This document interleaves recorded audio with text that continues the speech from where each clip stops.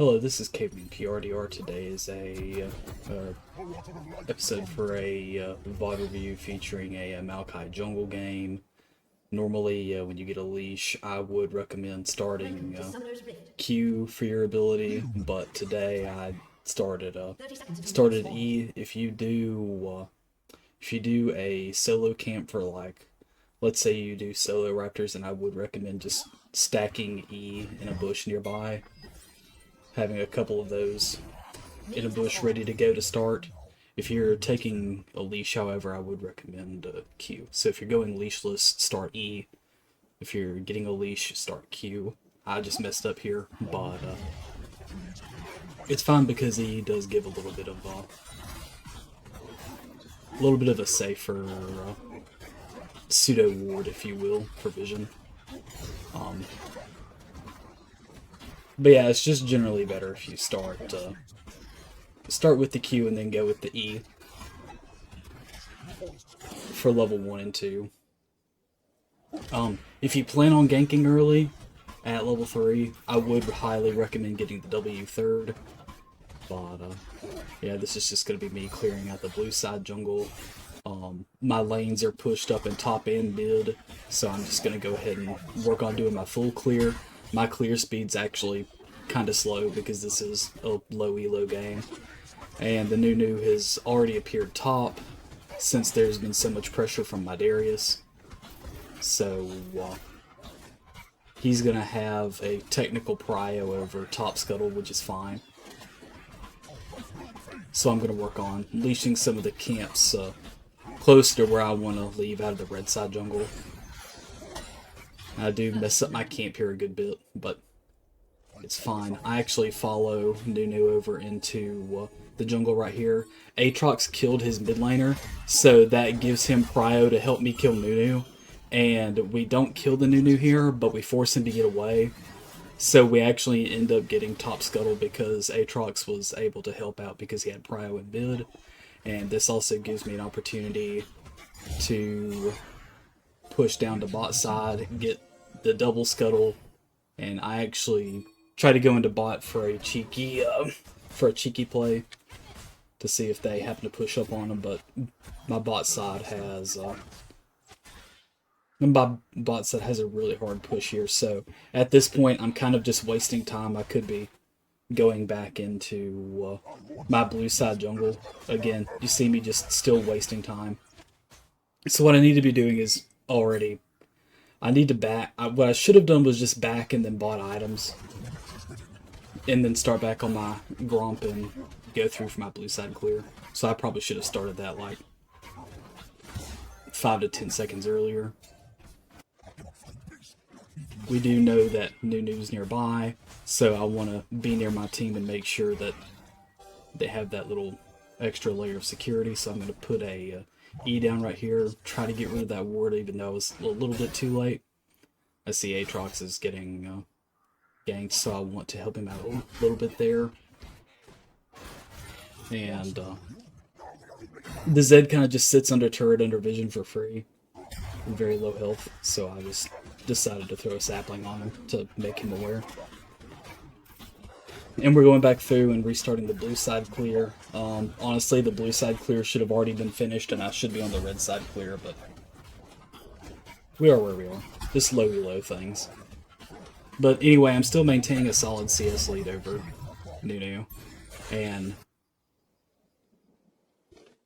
I get this really dumb idea to go ahead and start Dragon, but mid has prio and we have a support that's around, so it's actually kind of a decent sneak. If everyone's pathing up from bot like they should be, as far as the pathing goes, then Nunu should have been in his blue side to do his blue side clear because he should have already finished his red side clear, but he was evidently so far behind he was still on his red side. So honestly, we were kind of lucky that we didn't get interfered with there on that dragon take, but it's fine. Like I'm pretty sure they're scared of the Aatrox mid, so I start the red side clear. Haven't really finished it yet. I was surprised to see another Scuttle's still available. I wanted to get over here and mess with the Nunu a little bit. I do have my ult, and we get Darius actually comes in, has the awareness to come down here and help fight the Nunu whenever the Aatrox retreats from the lane. So this was very good awareness by the Darius here. The Yorick gets a little bit too curious about what's going on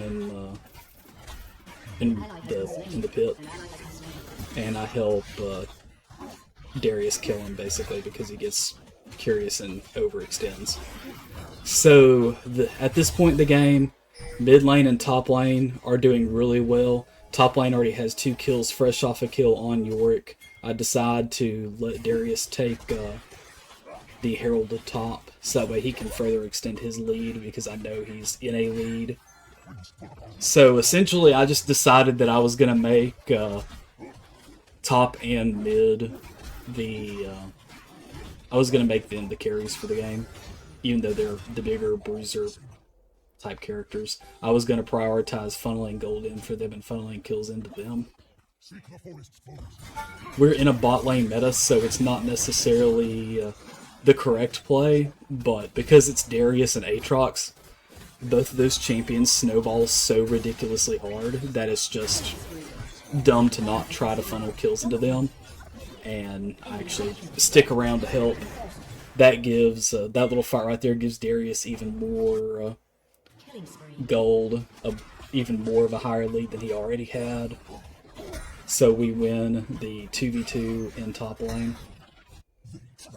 I go back into my red side and finish my red side clear. And Aatrox is pretty self-sustaining in mid at this point. I don't really even have to do anything else for him. He's already got like 2 or 3 solo kills by himself. And I helped Darius get to 4 kills. So, yeah. We're sitting pretty on the map right now. Yorick does Yorick things, and he does get our turret, which is fine. Like Yorick is a little bit of a problem, but that's just Yorick in general. I kind of just catch Nunu out by himself right here, and I'm able to get able to punish the Kai'Sa as well for being too far away from her turret. Bot lane, our bot lane does suffer a little bit in this, especially in lane phase. They're having a hard time, but the Aatrox and I are doing a good job of rotating to bot to help when we can. And Aatrox actually gets super kill greedy here, but he knows how strong he is. He's literally running at 3 of them and deciding he's just a Chad. So I rushed Demonic Embrace because I knew I was the only AP provider of AP damage on the build, so I rushed Demonic's Embrace, and then I started building into some more tanky items, getting some magic resist boot, or some attack damage resist boots. I actually make a really good play right here to help our ADC get away from their ADC. And for some reason the Kai'Sa just lets me kill her basically. And it results in me killing the ADC and the support, so it was nice. So after that, we see the Aatrox is still kind of doing Aatrox things.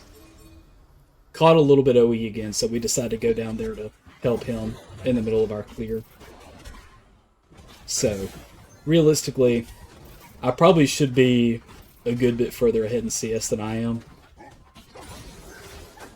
Especially because of the first rotation. Or the choices that I had made from the first rotation. And I do want to kind of hover nearby bot lane, just that way I can be sure that they don't get punished too much harder any more than they already are, and they actually get a kill on the Kai'Sa again here. So bot lane was hard behind, but we funneled so much investment into top and mid that it really wasn't that bad.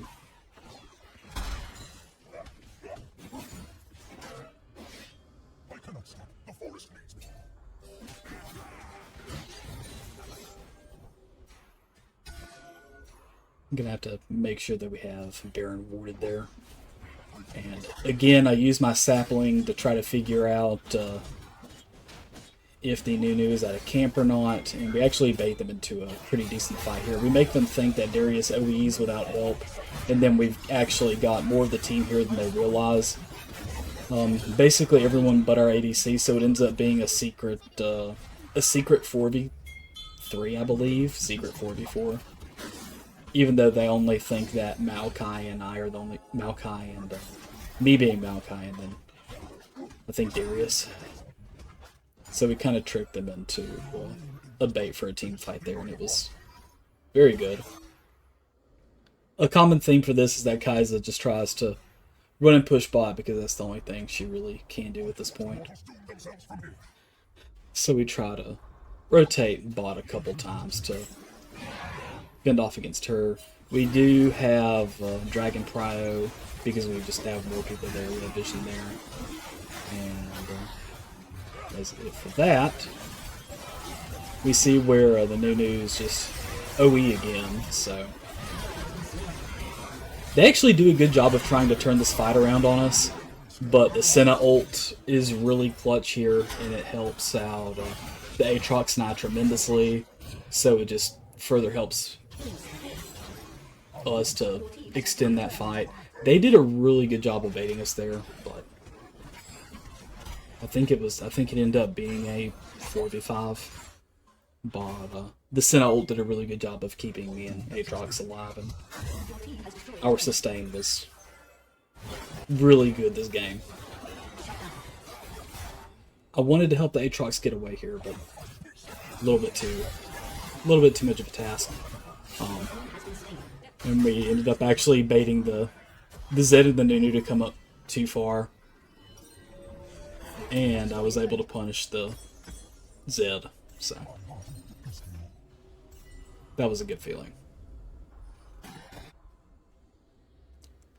And 6 kills in the top lane, 7 kills in mid lane. It was nice.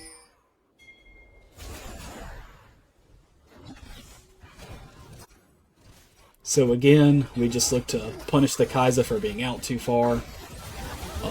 Ideally, we funnel these kills into Ashe so that way she gets more of a chance to be fed during the mid game, since she couldn't do much of anything during lane phase.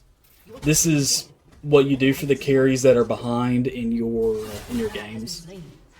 If they just can't get out of lane phase to do much, you do what you can during teamfight phase to feed them kills.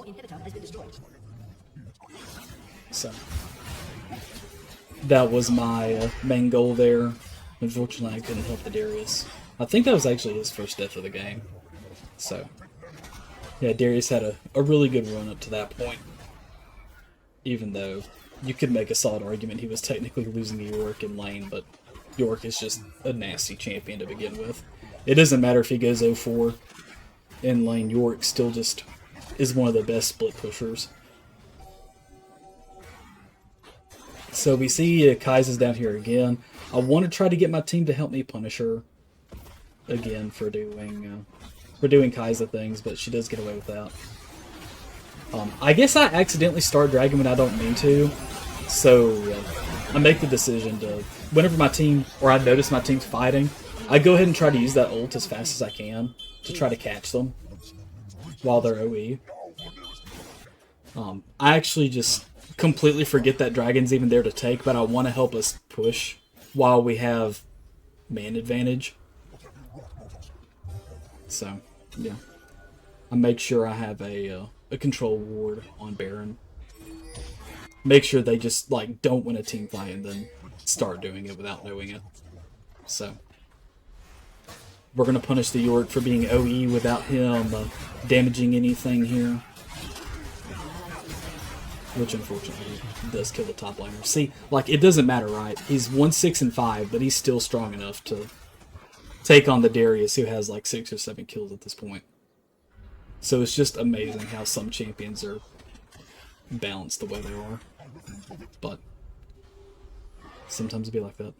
So most important objective on the map right now is Baron. We're playing around the top side. That's what we want to see. I want to try to bait right here. I know that their team knows we're there's a little bit of a numbers advantage, disadvantage in mid. So I kind of want to help bait with my ultimate and then set up a team fight that pushes down mid.